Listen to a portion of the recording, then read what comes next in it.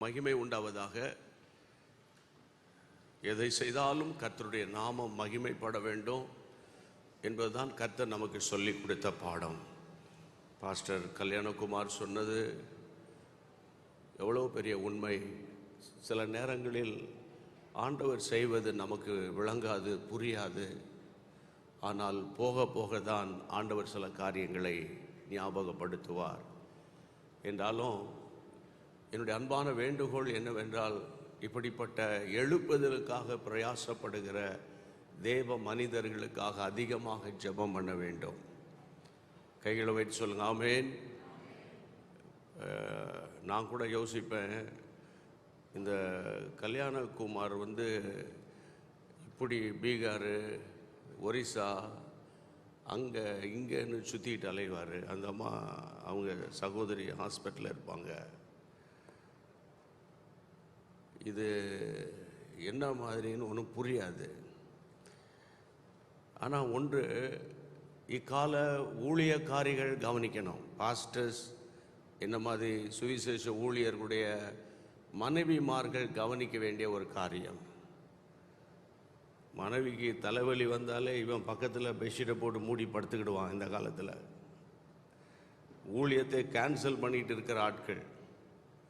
ஆனால் என்னை பொறுத்தவரையில் ஒரு கூட்டத்தை கூட அவர் கேன்சல் பண்ணதாக தெரியலை. கையை வைத்து ஆண்டவருக்கு நன்றி சொல்லுங்கள். அப்போ அதுக்கு பின்னால் இவர்களுடைய விசுவாசம் இதுதான் ரொம்ப முக்கியம். என்னுடைய மனைவி ஹாஸ்பிட்டலில் ஆப்ரேஷன் பண்ணி வெளியே கொண்டு வருவாங்க. நீங்கள் மீட்டிங் முடிச்சுட்டு நீங்கள் வாங்க, அப்புறம் பார்க்கலாம் அப்படின்பா.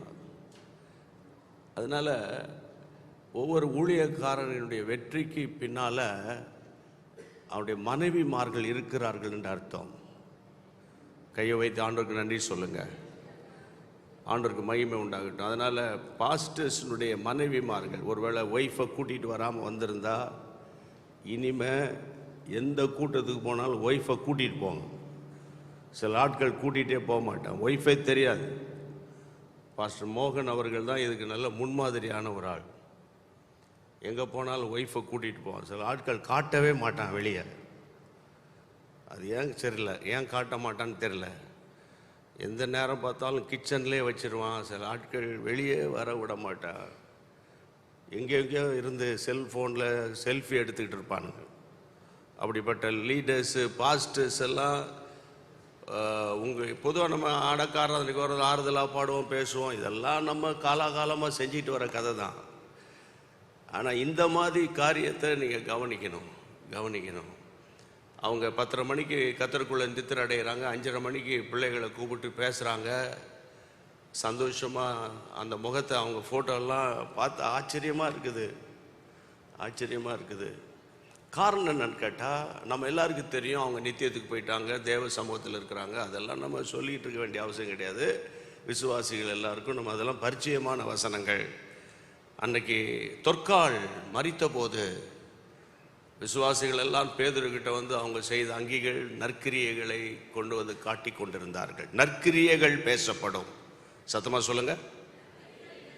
இன்னொரு முறை, பிரசங்கம்லாம் பேசப்படாது, ஒர்ஷிப்லாம் பேசப்படாது. ஒர்ஷிப் பண்ணுறதுக்கு 1000 பேர் இருக்காங்க, பிரசங்கம் பண்ணுறதுக்கு 10,000 பேர் இருக்காங்க. நற்கிரியைகள் பேசப்படணும், அதுதான் முக்கியம். ஆகவே சகோதரி ஜெசி அவர்கள் மரித்தும் இன்றும் பேசி கொண்டிருக்கிறார்கள். பிரைஸ் காட், ஆண்டவருக்கு மகிமை உண்டாவதாக. இப்போது நம்மத்தில தேவ மனிதர்கள் தேவனால் ஏவப்பட்டு சில வார்த்தைகளை சொல்லுவாங்க. அது ரொம்ப முக்கியம். நம்மத்தில் அண்ணன் டாக்டர் பால் இருப்பது நமக்கு பெரிய ஒரு ஆறுதல், ஒரு பலன். அவங்க ஏற்கனவே நேற்று சாயங்காலம் பார்த்து கொஞ்ச நேரம் உட்கார்ந்து பேசி ஜெபிச்சுட்டு போயிருக்கிறாங்க. அவங்க இன்றைக்கும் நான் வருவேன், இருந்து உங்களோடு இருப்பேன்னு சொல்கிறாங்க. இது ஒரு பெரிய பலன். கர்த்தருடைய பிள்ளைகள் ஒருவருக்காக ஒருவரோடு ஒருவர் பாரத்தை ஒருவர் சுமந்து கர்த்தருடைய பிரமாணத்தை நிறைவேற்றுவது தான் இன்றைக்கி மிக மிக மிக மிக முக்கியமான ஒரு காரியம். போன வருஷம் என் மனைவியை கர்த்தர் எடுத்துக்கொண்ட போது ஜெசி வந்தாங்க. ஜெசி பலவீனத்தோடு இருந்தாங்க. அந்த பலவீனத்தை பொருட்படுத்தாமல் ஆவடி வரைக்கும் அந்த ஃபர்ஸ்ட் ஃப்ளோருக்கு கொஞ்ச நேரம் இருந்து ஜெபிச்சுட்டு பார்த்துட்டு போனாங்க. ஆனால் இந்த போன வருஷம் ஏப்ரல் 12 என் மனைவி எடுத்துக்கொள்ளப்பட்டால். ஏப்ரல் 12 சகோதரி எடுத்துக்கொள்ளப்பட்டார்கள். கர்த்தருக்கு மகிமை. நிறைய ஊழியர்கள் வந்து பலப்படுத்தினாங்க, ஆறுதல் படுத்தினாங்க. ஆனால் ஒன்றே ஒன்று, ஸ்டெல்லா தினகரன் ஆன்ட்டி ஒரு 2-3 நாள் கழித்து என்னை ஃபோன் பண்ணி, என் பலவீனத்தினால உன்னை பார்க்க வர முடியல, ஒன்றே ஒன்று சொல்கிறேன் கேளு, யாருமே உன்னை ஆறுதல் படுத்த முடியாது. அந்த நேரத்துக்கு அப்படி இருக்கும். பாட்டு, ஜபம், அந்த நேரத்தில் வந்து வசனங்கள்லாம் சொல்லுவாங்க, எல்லாம் ஓகே, அதெல்லாம் உண்மைதான். ஆனால் உன்னை யாராலும் ஆறுதல் படுத்த முடியாது. ஒன்றே ஒரு வழி இருக்குது, பரிசுத்த ஆவியானவர் மட்டும்தான் உன்னை ஆறுதல் படுத்த முடியும். அதனால் எப்போதெல்லாம் உனக்கு ஒரு மாதிரி ஃபீல் பண்ணுறியோ, ஆவிக்குள்ளாக அந்நிய பாஷை பேசி ஜெபம் பண்ணு அப்படின்னு அவங்க எனக்கு நீண்ட நேரம் ஃபோனில் பேசி ஜெபிச்சாங்க. அதைத்தான் நான் பாஸ்டர் குமாருக்கும் பிள்ளைகள் 2 பேருக்கும் சொல்கிறேன். உண்மையில் இது வந்து இந்த பாதை என்பது மரணம் வலியது, மரணம் கொடியது. அதன் வழியாக போனவனுக்கு தான் அந்த அருமை தெரியும். ஆகவே தயவு செய்து I humbly request you all, please, Kalyanakumaran நினைச்சா கையை உயர்த்தி தோத்திரம் பண்ணுங்க. தோத்திரம் பண்ணாலே போதும், ஆண்டவர் அந்த ஜெபத்தை கேட்பார்.